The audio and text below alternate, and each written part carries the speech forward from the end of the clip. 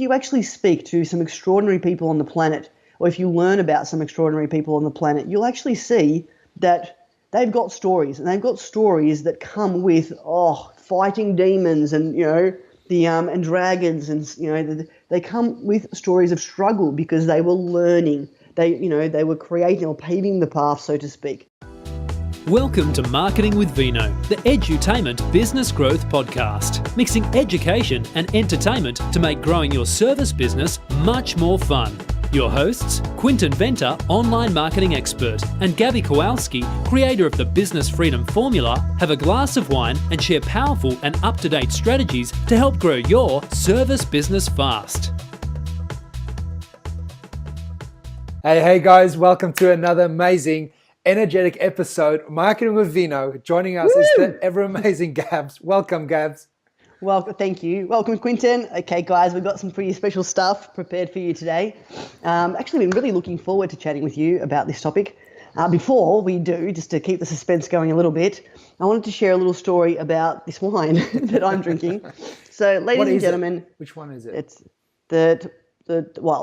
this particular wine is called The Brothers, and there's a story behind it. So I just ran an event called the Leadership Intensive for my first class awesome members on just a couple of days ago on Sunday. And every single time I run an event, Quinton, I think of a really cool metaphor story to start the day with, which literally has all these different resources and just thinking around the content that I'm about to share. Yeah. And so it's great because, stories put people in an awesome, beautiful trance-like state. And, for me, it's about opening up with a nice warm fuzzy. And so every single event, I think of a story which has all these cool resources, meaning thinking styles and aha moments and shifts in their consciousness to have them really accept the content we're about to cover that day.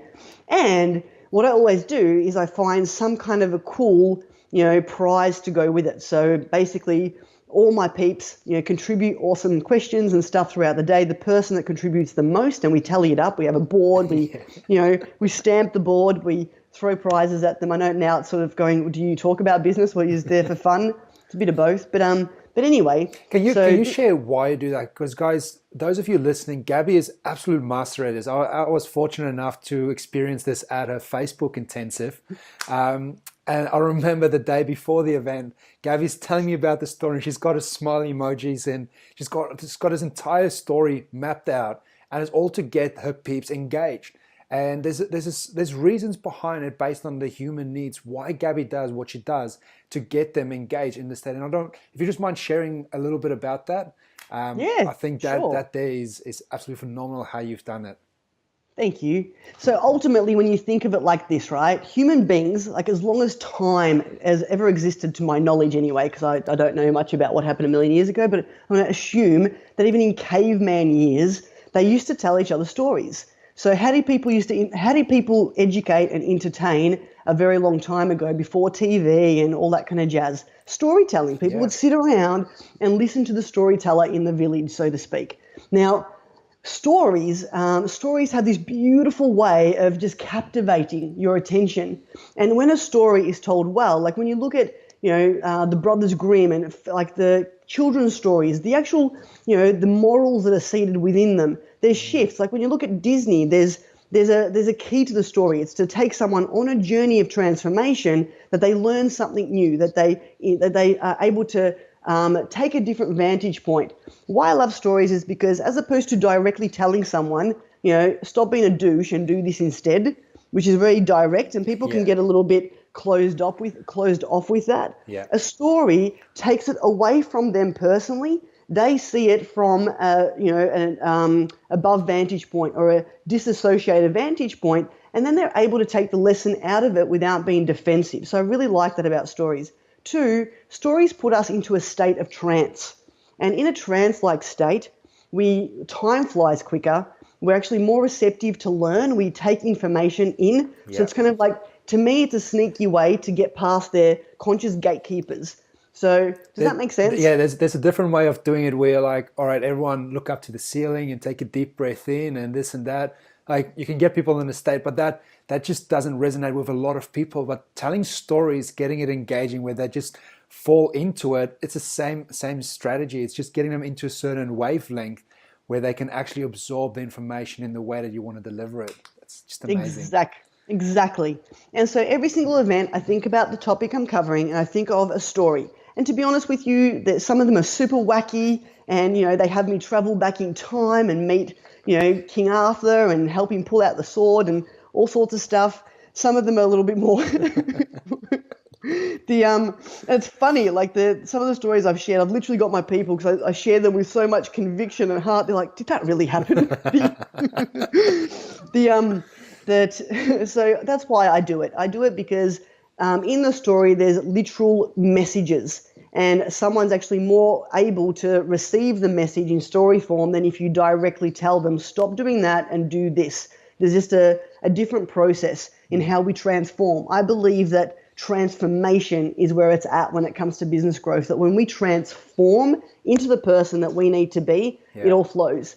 That when we're still, if we're still the old person with the old thinking, but we're trying to do something that isn't natural to us, there's a clunk to it. And I don't believe business owners maintain the strategy if the who they are isn't aligned with the strategy. Does that make sense? Yeah, totally. Yeah. What do you think it is mainly about when it comes to, as you're saying, who you need to be? What is it about someone that they need to develop for them to be able to move forward, for them to be able to get over that next challenge, that obstacle, or that constant problem that keeps on resurfacing? Like, what is your take on that? Honestly, to me, it's all about leadership. Yeah. And I really do believe that being a business owner means that you've either consciously or unconsciously accepted the fact that you're a leader in the world. And the quicker you embrace it, the quicker you start to learn what it takes to be a great leader. The quicker you take that identity on and become the best leader you can be, everything changes, because leadership isn't just about influencing others. Some people think of leadership and they think, okay, you lead people, you have followers. To me, leadership starts with self. Leadership starts with maintaining your own state, that it's being the best version of yourself. And so often as human beings, I don't believe we live consciously. I believe we kind of live on autopilot, meaning that we're reactive as opposed to creative. Yeah. So to me, state is massive. And so often I see people have a bad month in business and they let that external thing shift them into a negative state. And, valid there, yes, you had a shit month. Yes, bad things happened. Yes, all of that stuff is true. However, the truth of the matter is a leader knows not to beat the drum of those stories. A leader knows that in staying in that conversation and looking for what's not working and staying in a bit of a negative slump, they're actually not going to get progress. They're going to, if you've got staff and you're in a bad state and you come in, your staff are only ever going to be 80% of what you are, which means that if you're in an epic state, your staff are at 80% of you, right? If you come in and you're like, then just get that your staff are actually you're going to, like, it's like the bad apple in the fruit bowl. You're actually going to affect everyone else. Yeah. It spreads like wildfire. And so to me, I believe the greatest tool you can learn in business is leadership. Because once you've stepped into taking full responsibility, and what do I mean by that? So to me, full responsibility looks certain ways. Yes, you could have a bad experience, and yes, someone may have screwed you over. Maybe you had a business partner and they did the wrong thing by you, and they were taking care of all the money, and you trusted them, and then before you know it, all the money's gone, they've disappeared. And rightfully so, you could turn around and say, I was hard done by. You could easily go into a negative, victim-like state. And to be honest with you, most of the world would agree with you. Yeah, totally. Yeah. However, to me, a true leader learns from it. So a true leader goes, okay, and they ask, how can I take responsibility for this? How can I get my power back and move into the future, smarter, better, stronger? And learn, okay, well, maybe it's not a good idea to not understand parts of my business, so and have somebody else fully take care of something. Maybe I need to now understand the back end of financials and numbers, so I can notice problems way before it gets to this point again. Yeah. I take responsibility. Does that make sense? Yeah, totally. Well, one of the things that I've had this conversation with different people, and the other side of the coin is people say, well, there's just some things that you can't control. And when you say take responsibility of your results and everything around you, people put it back where they say you can't control certain things. And yes, you're right. There are some things in life that you can't control. But the main thing that you can control is what you make out of it. Like, what does that actually mean to you? What do you make out of that situation? That, as bad as it may be perceived to the outside world, is what happens to it internally that ultimately determines the action that will happen afterwards. And that's where I love how you're saying it, the state, because that's one thing that I haven't added to that conversation, and I will from now on, because it is, as you're saying, it's the state that the leader comes from that ultimately drives the rest of the force following through. Yeah. And so to me, and like spot on, no, I don't control the weather. Sometimes I think I do, but the ultimately though, there are certain things that aren't a direct, like there's a whole world around us. There's one thing we do have absolute control over, like you said, and it's our state. And it's the story we tell ourselves. It's the way we make things mean things. It's funny, but this pops up a lot, and it pops up through the framework of failure.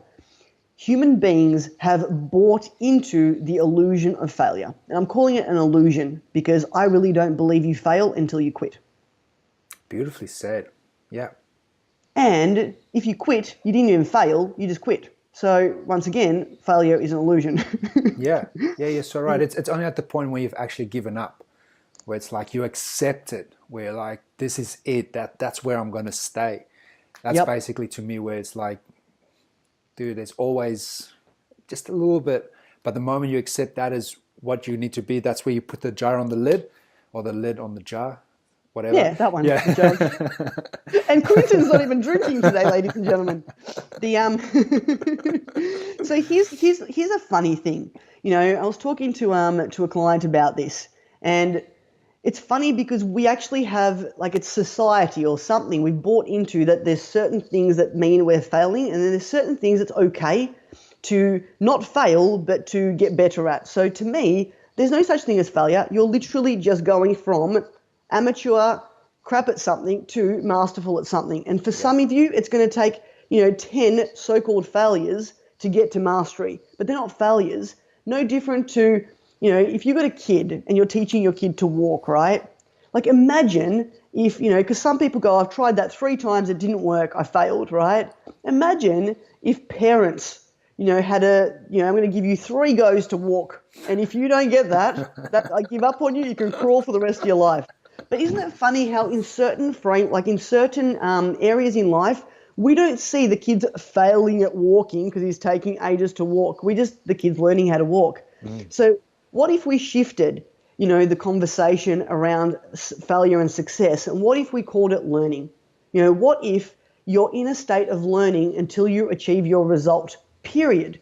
And I believe that when you have this belief, you remain epic state, because you just, okay, I'm still learning. Okay, I got that wrong. Oops.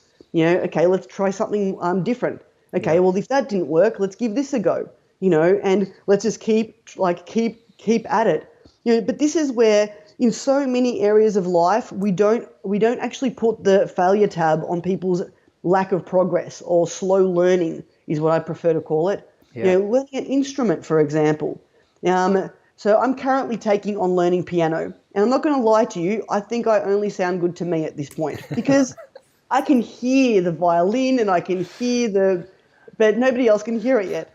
Now love it. Now, do I think I'm failing? No. I'm learning, but it's also because society says it's okay to take a while to learn a musical instrument. So this is where, what if you stop giving a crap about or comparing yourself to somebody else who did it fast? Mind you, if I compared myself to Mozart, who I believe was just born with a piano in his nappy, if I was to compare myself to Mozart, I suck and I shouldn't even be touching that instrument.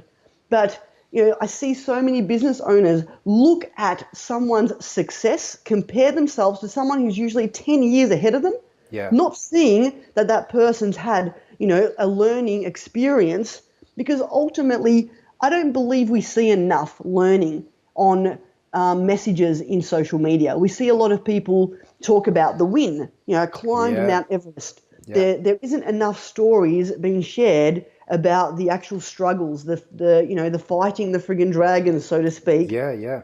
their journey. And so number one for me, I believe, in managing state is to completely not believe that in failure. It doesn't exist. It's an illusion, and it's literally, I don't know why we bought into it. I'm sure that there's probably, I don't know, like in some way, shape or form, I guess it keeps people small. Well, it gives us something. I think that's one thing. It gives humans something to just label it and be like, cool, I've labeled it, I've named it, that is now a benchmark.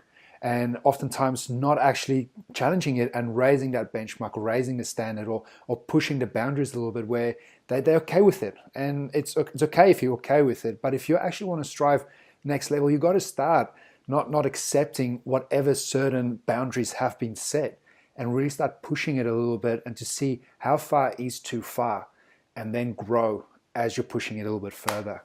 Exactly. And here's the thing, like I remember there's been a few things that have collated to my belief that failure doesn't exist. I don't think it's just one, I think it's a few different things. One of them is, the traditional story we've probably been drummed. I'm sure everyone's heard it. If you haven't, then you're about to hear it now, which is, the Edison. Is it Edison? Yeah, Edison. It took Edison, 1,000 goes to make the light bulb.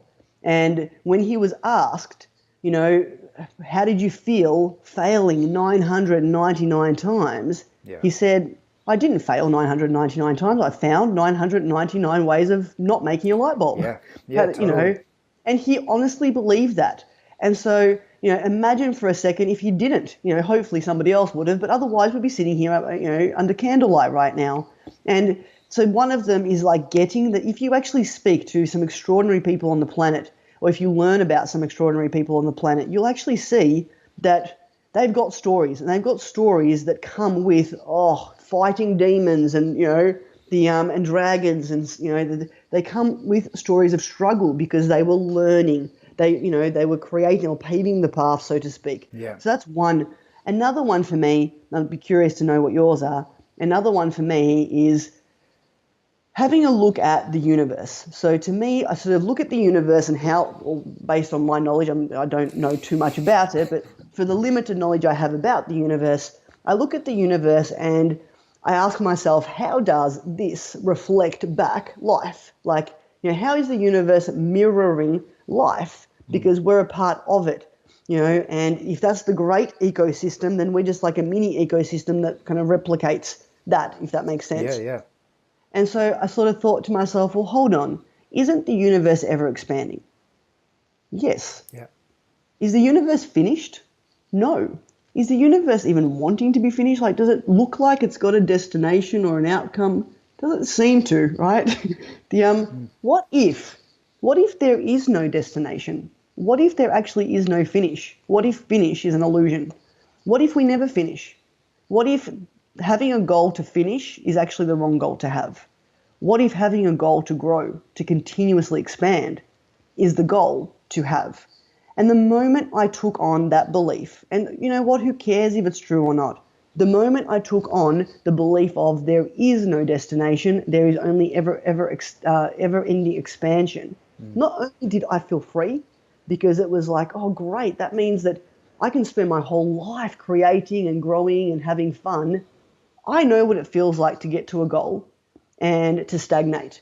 And to be honest with you, it's the worst thing ever, because especially if you're a business owner and you're an entrepreneur, we have an adventurous heart. We do what we do because we actually, like, there's something our soul needs in that. Yeah. That as soon as we get to what we think we want, we get bored. To sit on a friggin' tropical island for a month sipping pina coladas is boring as batshit after a couple of weeks. Yeah. And so for me, honestly, it was the taking on the change, the shift in intention, which was no longer I do this to get to here. It was I do this because I'm ever expanding, I'm ever growing. It's never done. It's never complete. And I love that. I love the fact that I get to be on this awesome friggin' epic journey. I love this for so many reasons because one, when we go, oh, there's my goal, go, go, go, go, go, go, go, go, go, go, go, it comes from a place of scarcity.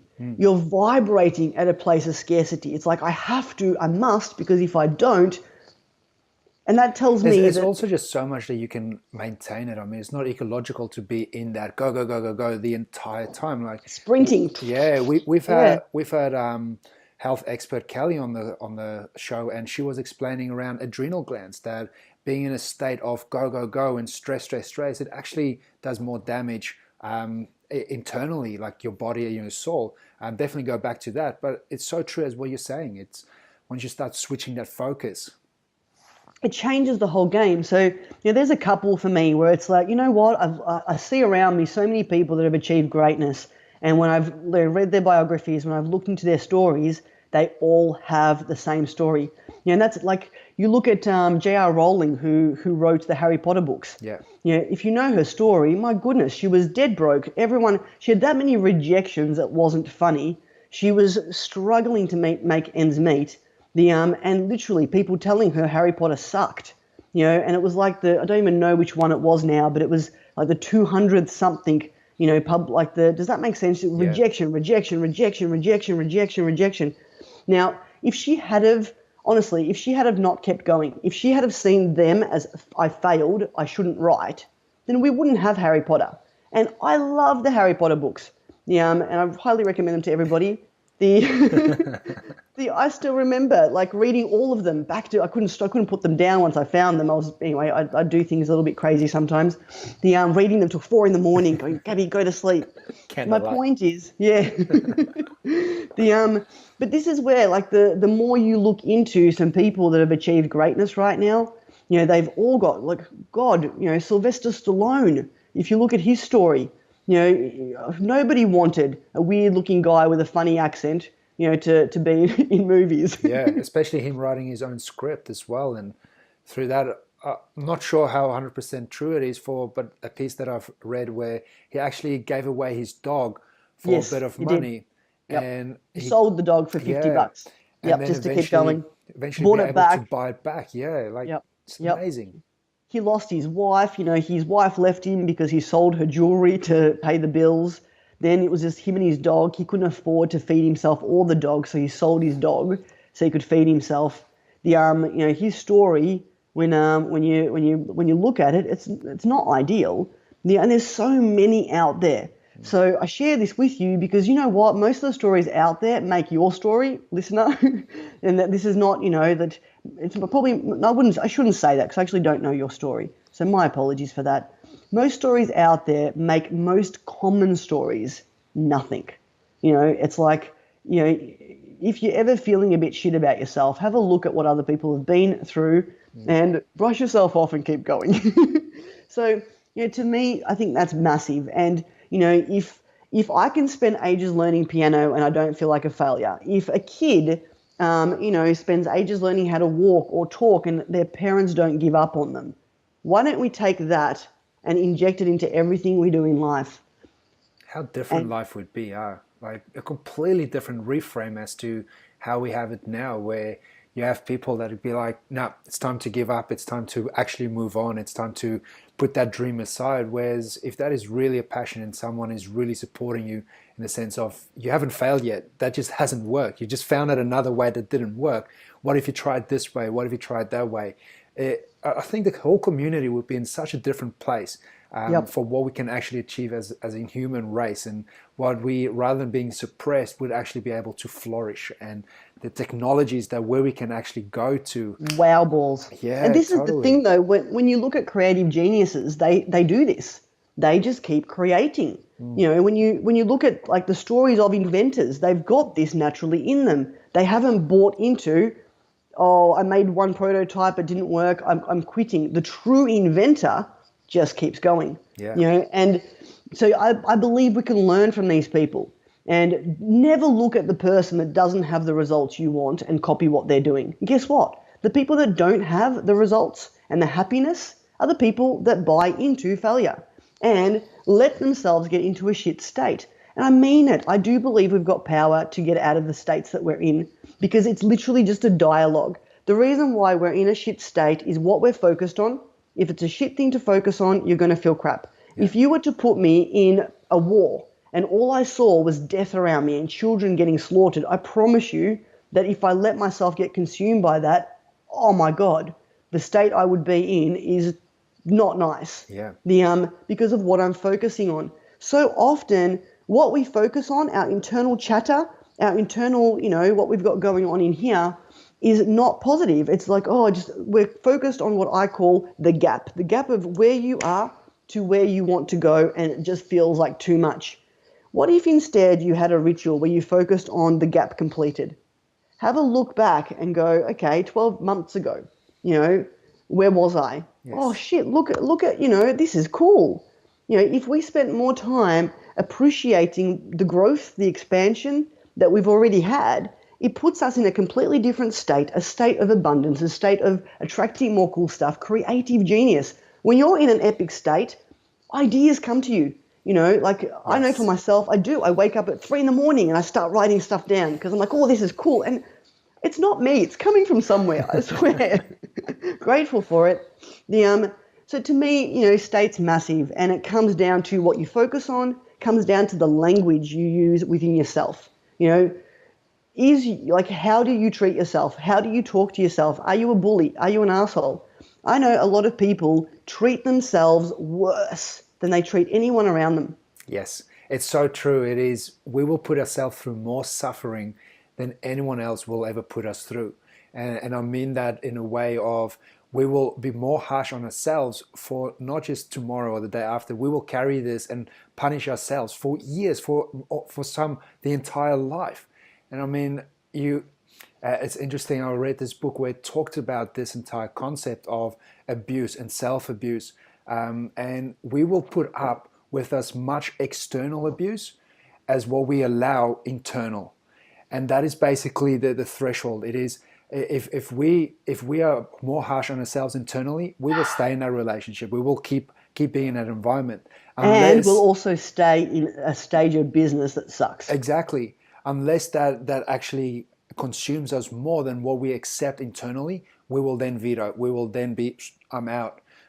It's a very interesting conversation around the entire mind and the conversations that we have in our brain as to what that actually affects how we are externally. Massively. And, it's funny because there used to be if you talk to yourself, you're crazy. Bullshit. People talk to themselves all the time. Otherwise either we're all crazy or it's a legitimate thing.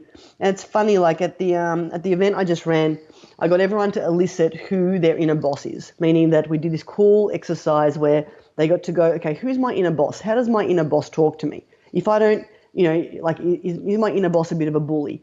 Who is it? They got to sort of get a picture of who their inner boss was and, how they think and how they treat them and what they say to them. And for the most part, what's coming up is like a drill sergeant or a dictator father or as kids between the age of 1 to 7, so much of our character is shaped. And somewhere along the journey, Quinton, between the age of 1 to 7, you literally created an authority figure personality inside of your headspace that talks to you in certain cases. We've got different, little inner voices that come out at different times. We've got the ones that go, ooh, drink some wine. Or, we've got the voice that goes, don't drink the wine. And we've also got an inner boss.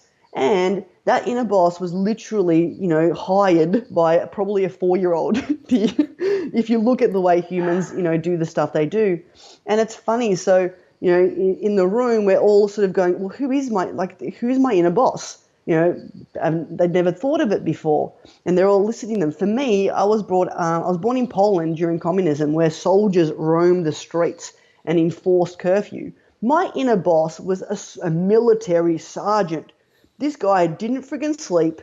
He was like hardcore.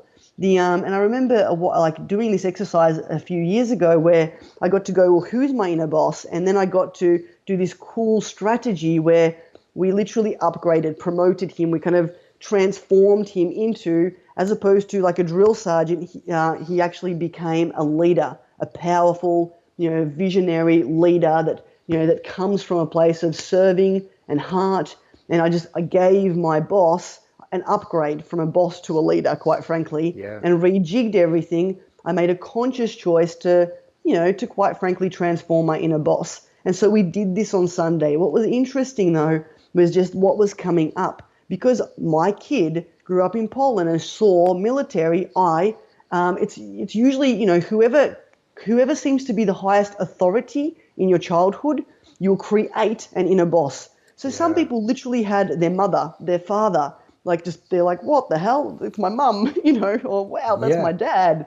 And so to me, I think, when you go on the personal development journey of looking at leadership and looking at what it means, and you start with self and you first learn how to self-lead and you upgrade the leader inside of you to treat you the way you want to be as a leader to others.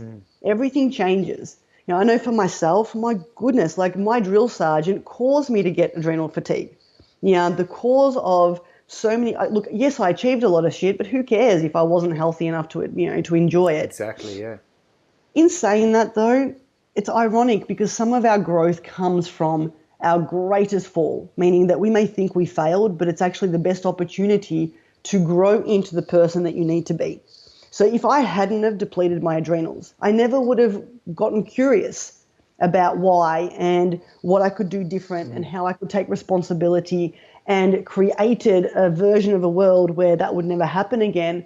And I dare say I probably never would have gone down the path where I even learned about an inner boss and was able to look through a window into something that used to be in my don't know basket. It was just a voice that I didn't even think to question. Does that make sense? Yeah. I love it. This is the first time I'm actually hearing about the inner boss, and I'm very cool. It's so cool to hear about it. I look forward to being in the room when you're doing that the next time. It's just epic to hear. I relate with my own personal journey through that, but nothing that is actually so systematized as to the inner voice change and inner boss change and upgrading. For me, it was simply looking back to where I was when I started this idea of going to be a millionaire in 3-6 months. The conversations that I was having then, there's a reason why I didn't achieve the results then, because the moment I would speak to someone of a higher authority, of let's say a CEO, I just crumbled because the questions that they were asking, I couldn't answer. So I actually had to go and learn how to answer these questions. I had to upgrade myself. And that's maybe how I language my leadership journey, where it is I invested time into be able to have these better quality conversations where I purposely put myself into these spots where if I don't know the answer, that meant a good thing. I meant I need to go and find something to come back with next time. It's just beautiful how you're putting it through. There's this inner voice, this inner boss, and upgrading the inner boss. I mean, if you're still having that 4-year-old boss or the person you put in charge when you were 4. A 4-year-old, went, oh, you're an authority, plunk. Yes. You get to be the authority in my head. But it's funny that it's just funny how there's so many things happening with it. Most of the stuff that happens to us that shapes our character literally got put there between the ages of 0 to 7. And it's just insane. Sometimes it's we'll react to something and we'll be like, and then later on when we calm down, we think, why was I upset at that? We got triggered, and often these triggers are they're not real. They're a program that's been triggered from a younger age. And I think that when we embrace personal development, when we embrace leadership, when we actually take on the journey to clear, if we notice ourselves doing something unresourceful, and consciously go, well, I don't want to be this person, make a conscious choice, then we start to go, okay, well, let's get rid of it. We go to our coach. We go to someone who can actually help us unravel the BS that's causing the problem in the first place. Yeah. And when we do that, the world changes, we grow, we expand, and now our business grows with us because your business is a reflection of you, not like everyone's. Our business is a reflection of us. And it'll tell you when there's something not going wrong, like good with you. It'll give you an opportunity to evolve. I never look at things like that as negative. It's just insightful. Yes. And, I remember a couple of episodes we were sharing, and I was saying how, I actually didn't want to take on any more clients because I was busy doing other things. And as a result, I literally sort of manifested the not as many clients, meaning I had some applications for my program and pretty much none of them got through. And so to me, whenever I see things like that, I'm looking for, okay, how did I create this? Why did what's the purpose of this creation? What's going on that had me attract clients that I don't want to work with? I know my marketing speaks to the right person. So if this happens, it's not a strategy thing, it's a mindset thing. And to me, it's to taking responsibility in that area. From that though, I then learned that there was key components to some of my programs that actually weren't the right. My structure in some of my programs just wasn't the structure that made my heart sing. And I was able to instantly change the structure, feel awesome, and it just changes the whole game. To me, does that make sense? Where I don't look at that as failing. I don't go, oh, all these applications friggin' went down the toilet. I failed. No, it's interesting. Like what's going on here? Yes. And I think that as business owners, if we ask the right questions, if the inner language inside of us is nurturing, compassionate, and intelligent. If our inner boss authority, or I call it our inner leader, the person that, that wisdom that you tap into, if that wisdom is fueled with the right questions, the right leadership, you can then lead yourself. And once you can lead yourself, you're ready to lead others. And you'll find that your staff act differently. You'll find that the problems you had with staff seem to just disappear. Yes. Because the whole thing kind of reflects back. So to me, the biggest thing is self-leadership first. Then once you've got that nailed, and mind you, as you're learning about self-leadership, you learn about human behavior. So you learn about others anyway.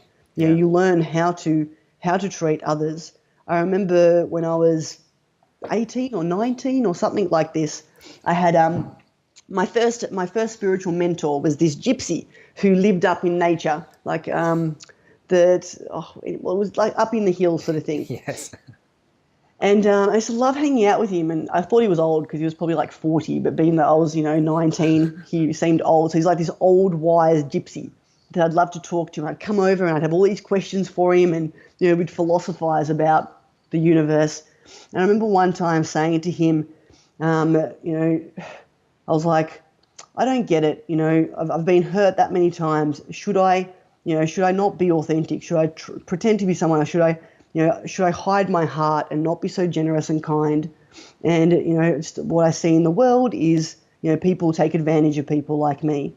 And it was interesting because he goes to me, what I loved with this guy was he'd always kind of stretch my mind and give me content that was beyond my thinking at the time. And he says, Gabby, look at your hand. And so I hold my hand up and I'm like looking at my hand. He says, look at your hand. And he says, look at every finger and thumb. I'm like, yeah. Is any of them identical? And I go, no. And if we were to turn all your fingers into thumbs, do you think that would have your hand work differently? I'm like, well, yeah. So they all serve a purpose as they are. Yeah. Same with people. When you accept the fact that you're a finger and other people are thumbs and pinkies, your whole life will transform because you're no longer comparing and judging others that way. Yeah. You accept the fact that they're different and they all have their unique genius to bring to the world. And it was interesting because it shifted my thing of, as opposed to, well, nobody else I know seems to have as good a heart as me. Should I change so I can fit in and blah, blah, blah, blah, blah. Yeah. It was I'm a thumb, and you're you. And everybody else is something else. And to me, that started the curiosity into human behavior. Wow. Does that make sense? It's this, well, there's different people, and now I'm curious about them, and some of them are like this and some of them are like that. And, I remember spending years in my first business just consuming everything I could around NLP and just human behavior, into trying sales. Like when you go into sales training, it is the study of human behavior and how people think, and I remember like being buzzed, like looking at the code, looking at different types of humans and, how they think and how they feel and how they respond to things. And it's funny, I believe that the greatest leaders are those that have the compassion to get into someone's world and embrace like their world, to jump in and be a finger with a finger, if that makes sense. Yes. That the greatest leader will actually have developed their understanding of each type of character, to a point where even though they're a thumb, they can become a finger with you for a little bit and understand you and then be able to lead you because they get your world. Yes. And that's where, to me, once you know yourself and you self-lead and you know others, you can get into their worlds and lead beautifully, like inspire action versus force people to do things. What's your take on that? I'm just in trance. It is just such a wise old man. And thank you for sharing. It's a beautiful story. I love that where it is everyone serves their own purpose, whether it's thumbs or fingers or pinkies. I've made a massive shift in the way that I look at people and the way that I gauge people for simply just accepting them for who they are. That no one is hardworking or lazy or beautiful or ugly or whatever. It's only because we have the context available that we can give these meanings. But what if people are just people? And if people are just people, you choose who you want to be around based on the person that they are. I mean, no longer having to label anyone that, yes, there are bad people in the world. There's also good people in the world. But it is, and that's relative too when you think about it. Yeah. What you think is bad, somebody else thinks is good. Exactly, yeah. So relative. It's our own context, how we've put it all into place, and that makes the map of our world. But if you simply just remove it, that people are people. And if you love people for who people are, and you choose who you don't want to love or who you do want to love, that changes the entire angle as to how you engage with humans, how you're there to serve. I love that we call people humans. But yeah, you've said it so beautifully. This amazing episode, I'm going to re-listen to this again, just from the fact of you talking so beautifully about the inner boss, upgrading that inner boss, and stop going over and comparing yourself and putting judgment on yourself and others, and really just become you, grow you. Each and every day I strive to become a better version of myself. And the moment that I've stopped doing that in the past, and I didn't like that because I was starting to say the same things over and over, and that was getting boring after a while. So I'm always on the path of constantly developing myself internally with different skills, with different conversations, with different experiences. Therefore, I can then start to acquire more externally and start taking on a lot more and grow into the next person. And to me, that's, this is the one thing you get, our awesome listeners, is to accept or to embrace the concept of we're all ever expanding. And it's never done, it's never finished, and that's a friggin' good thing, because how boring would life be if you ate everything, saw everything, touched everything? If you'd done it all, how boring would that be? To me, there's an end to this is no different to living a life where you eat the same thing for breakfast, lunch, and dinner every day forever. I can't imagine how no thank you. Yeah. And upon that note, so to go back to what started this conversation. Love it.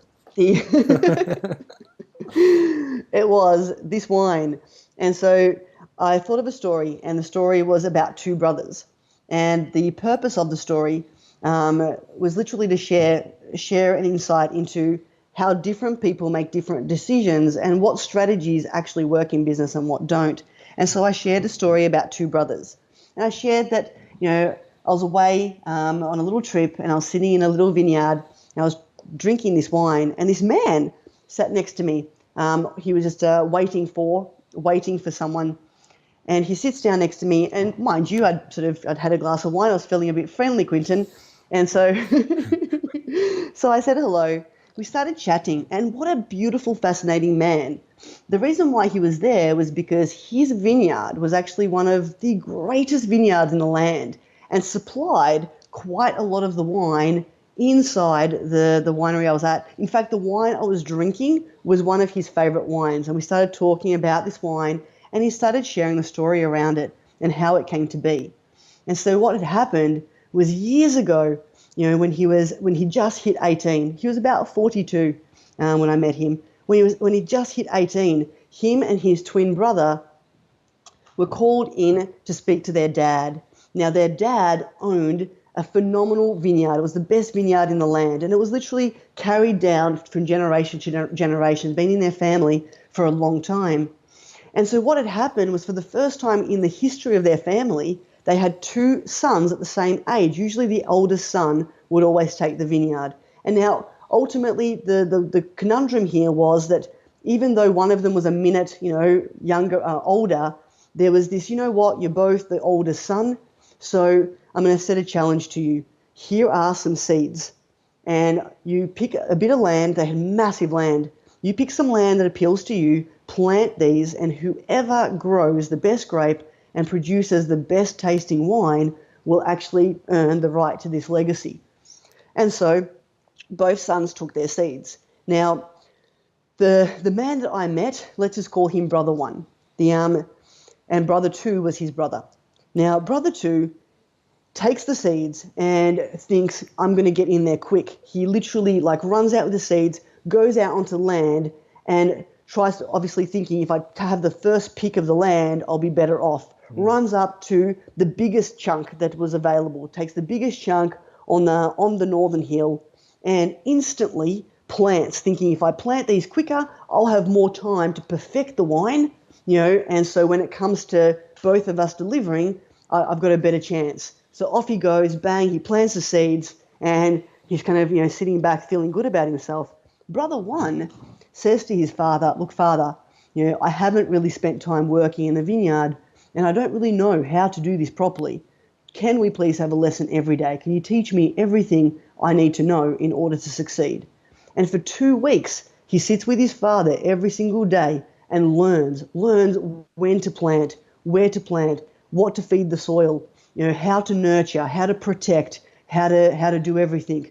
Once he has all that information, he then picks the land that's left, that's the best land that his father told him. He plants at the right time, and he plants at the time where he was told. He waters when he needs to. He nurtures, he feeds, he does everything his father told him to do. The first brother literally goes there every couple of days and thinks, why isn't this growing? Digs up the seeds, looks at them to make sure that they're okay, replants them. Starts getting a bit impatient, freaking out, goes back home, comes back, gets to a point where every third day he's literally digging these seeds up and thinking, look, this isn't happening. Meanwhile, the brother number 1, who started late, is already sprouting little leaves.